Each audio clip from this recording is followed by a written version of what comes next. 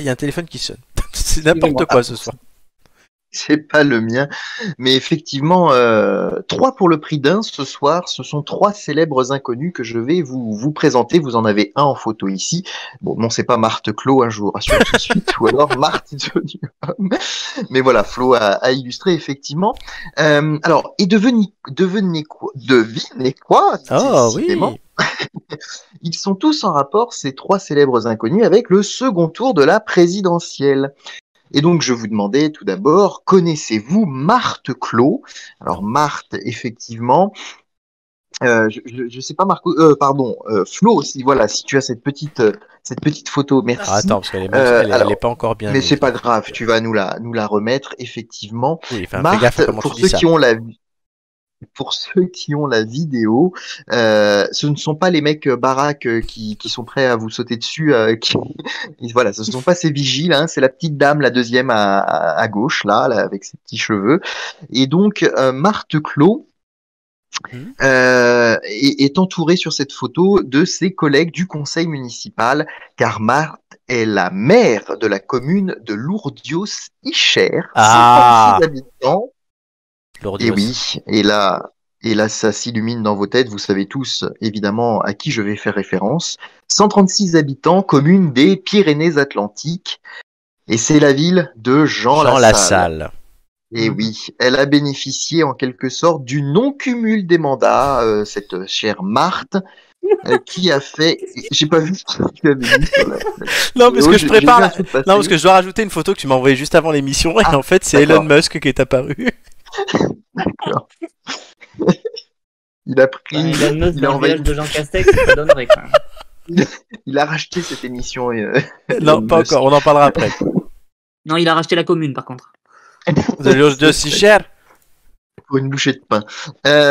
Bref, donc je vous disais que Marthe Clos a bénéficié en quelque sorte du non-cumul des mandats qui a fait qu'en 2017, Jeannot Lassalle lui a cédé son fauteuil de maire pour continuer de nous faire rire à l'Assemblée nationale, Ah, c'est gentil. tantôt avec son gilet jaune, tantôt avec ses chants basques, etc., etc.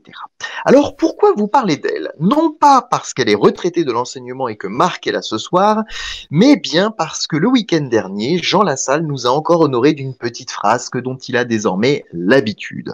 En effet, il s'est présenté dans son bureau de vote, a salué tout le monde, il a pris la petite enveloppe bleue, a fait son tour dans l'isoloir, puis s'est présenté devant l'urne. Et là, patatras, il a fait une allocution en indiquant qu'il allait s'abstenir. Il a donc ouvert son enveloppe, il a donc ouvert son enveloppe, puis sorti le bulletin de l'intérieur et rendu cette enveloppe, bien sûr, au bureau de vote.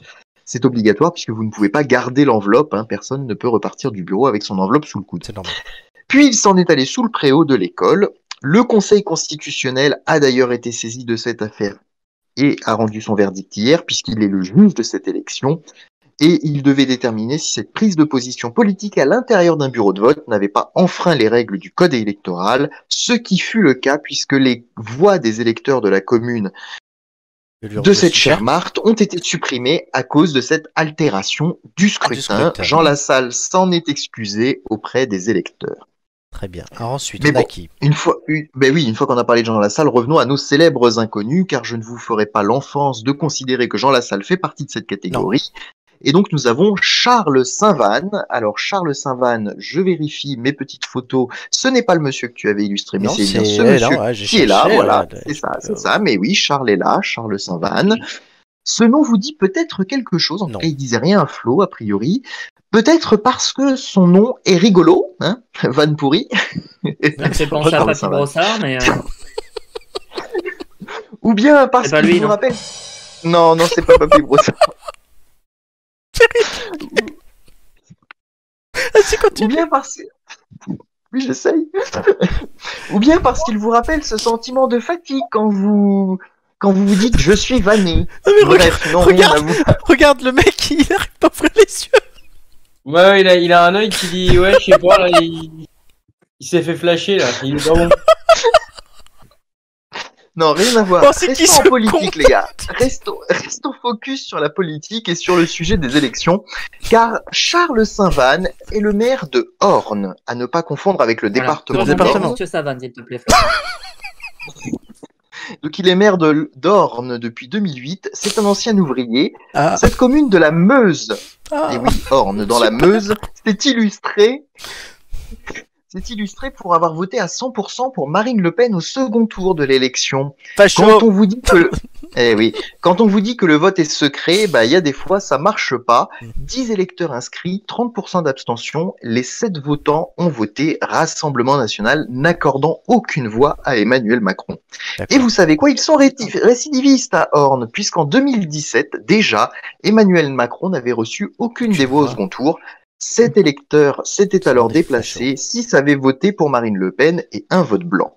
D'accord. Le suspense était alors à son comble dans le petit village pour savoir qui était cette brebis égarée et qui n'avait pas offert son vote à la candidate Marine Le Pen.